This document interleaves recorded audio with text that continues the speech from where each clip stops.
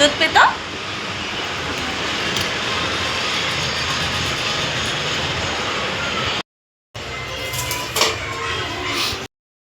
आता ना मला इथं नॉनव्हेज म्हणजे मटनची भाजी बनवायची आहे, म्हणून आता गॅसवर आहे ना मी डायरेक्ट कांदा भाजायला ठेवला आहे सारे. आणि आता खोबरं लसूण थोडंसं घेणार आहे मी निवडून आणि भाजून मस्त मसाला करून घेते. बघा ना गॅसवर मी हा कांदा भाजून घेतला लगेच. आणि हे बघा इथं असं खोबरं किसून घेणार आहे आणखी थोडं, आणि अद्रक थोडंसं टाकणार आहे कट करून. हे मी बनवतो तशीच मी इथं मटणची भाजी बनवत आहे. आणि 2 प्रकारचे वाटण मी बनवून ठेवलेत. एक म्हणजे हे काळं मसाल्याचं वाटण आणि दुसरं म्हणजे फक्त लसूण खोबरं आणि एक हिरवी मिरची टाकली आहे, कारण वहिनींची नुकतीच डिलेवरी झाली त्यांच्यासाठी मग मी ती भाजी बनवणार आहे. तर हे बघा, तर मटण असं शिजून घेतलं, कुकरलाच लावलं होतं, पण आहे ना तर त्याचं पिवळं पाणी आहे ना थोडंसं बाहेर पडलं होतं, त्यामुळे पिवळेपणा अजिबात राहिला नाही, म्हणून परत एकदा पाणी मीठ टाकून शिजायला ठेवलं.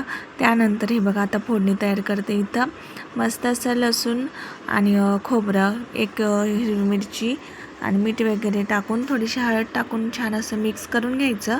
आणि खोबरं जरा जास्तच टाकत जायचं, म्हणजे नाही का हे बाळंतीला चांगलं असतं खायला ही भाजी, म्हणून मग मी अशी बनवली आहे. सगळ्या भाज्या तुम्ही अशाच प्रकारे बनवू शकता.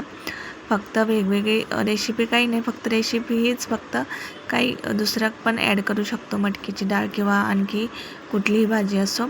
आणि इकडे आता मी भैयासाठी मटणाची भाजी बनवत आहे. तर ती त्यामध्ये तेल टाकलं आहे अगोदर पातेल्यात, आणि नंतर लसूण आणि अद्रकची पेस्ट टाकलेली आहे, थोडीशी होती म्हणून. आणि याच्यात पण मी अद्रक थोडं लसूण ॲड करून वाटणामध्ये टाकलं होतं, ते सुद्धा वाटण मी इथं बनवून घेतले खोबरं आणि कांद्याचा. तर आता ते पण मिक्स करून घेतलं आणि अगोदरच मसाले काढून घेतले होते, काळा मसाला आणि कांदा लसूण मसाला. आणि एव्हरेस्टचा कुठला तरी मटण मसाला वगैरे असेल तर तुम्ही टाकू शकता. इथं आता नव्हता तो, म्हणून मी स्किप केलेला आहे. तर आता छान मिक्स करून घ्यायचं तेल सुटेपर्यंत, आणि त्यानंतर आपण जे शिजवलेलं मटण आहे ते याच्यामध्ये टाकून द्यायचं असतं. आणि हळद पण थोडीशी टाकलेली आहे, थोडासा रंग चांगला येत असतो हळद जर टाकली तर. आणि चवीनुसार मीठ, कारण सूपमध्ये जर मीठ भरपूर जर प्रमाणात पडलं तर मग इकडे आपण थोडंसं प्रमाण कमीच टाकायचं. थोडंसं मसाला चव आपल्या मसाल्याची उतरेल ह्याप्रमाणेच थोडंसं मीठ टाकून द्यायचं, आणि चांगलं असं तेल सुटेपर्यंत भाजून घ्यायचं व्यवस्थित असं. त्यामुळे काय होते, भाजीची टेस्ट चांगली होते आणखी. तर आता हे सूप याच्यामध्ये टाकून द्यायचं, व्यवस्थित असं मिक्स केल्यानंतर मसाले थोडेसे शिजू दिल्यानंतर मग हे टाकून द्यायचं. आणि जेवढी आपल्याला क्वांटिटी पाहिजे भाजीची तेवढं पाणी टाकून द्यायचं, आणि छान अशी कमी गॅसवर भाजी शिजवायची थोडीशी, कारण मटण शिजलेलं होतं अगोदर. आणि त्यानंतर हे बघा अशी झाली आहे. जेवण वगैरे झालं आहे भैयाचं, आणि हे वहिनीसाठी भाकरी टाकली आहे ज्वारीची. आणि असाच आजचा स्वयंपाक होता माझा इथला. तर बघू शकता तुम्ही, आवरलं आहे. आता मशीनला कपडे लावायचे होते थोडेफार, तर आता तेच तयारी चालली आहे इथं.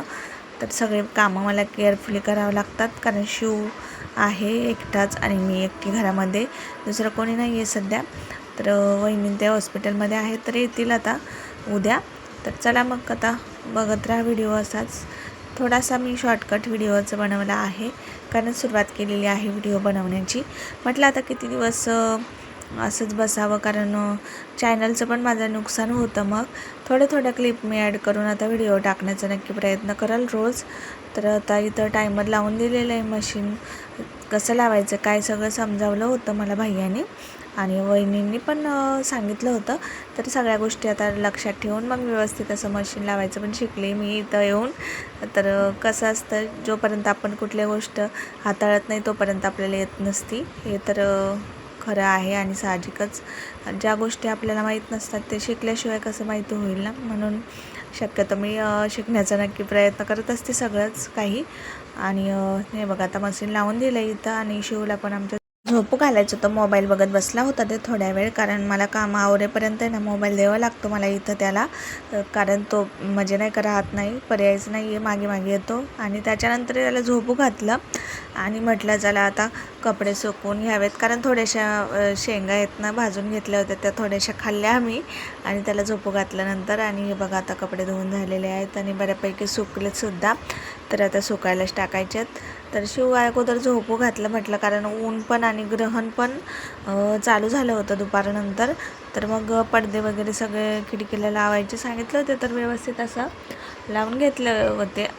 खिडक्या वगैरे बंद केल्या त्या, त्याला झोपू घातलं म्हटलं माझ्या मागे येऊ नाही, मग कपडे सुकायला जायच्या अगोदर. आता हे जे बाकीचे कपडे आहेत कालचे थोडेफार संध्याकाळचे धुतलेले, तर ते काढून घेतले आणि घरामध्ये आता ठेवायचे आहेत व्यवस्थित घडी करून. तर तोपर्यंत अगोदर जे कपडे धुतलेले आहेत ते मी सुकायला टाकून देते इकडे. आणि मशीन असल्यामुळे ना, वॉशिंग मशीन, तर कपडे धुण्याचा म्हणजे टेन्शन नाही इथं.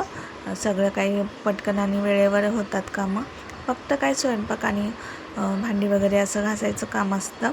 आणि सगळ्यात महत्त्वाचं म्हणजे लहान मुलांना सांभाळायचं शिवला, तर त्याच्याकडे जरासं लक्ष द्यावं लागतं. मोबाईल दिला की जरा शांत बसतो तो, पण कधी कधी त्रास देतो जरासा आणि नको ते उद्योग करत असतो.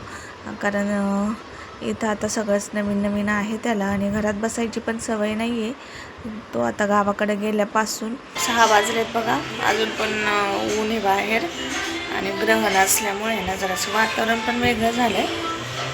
आता आहे ना चहा ठेवला आहे बघा मी, चहा वगैरे ठेवला आहे. आता मस्त असं चहा घेते. आणि आजचा हा छोटासा व्हिडिओ तुम्हाला कसा वाटला नक्की कमेंट करून सांगा. आवडला तर नक्की लाईक कमेंट शेअर करा. चॅनलवर आपल्या नवीन असेल तर सबस्क्राईब करायला विसरू नका. भेटू अशाच नवीन व्हिडिओसोबत. तोपर्यंत सर्वांना बाय बाय. श्री स्वामी समर्थ. जय शिवराय.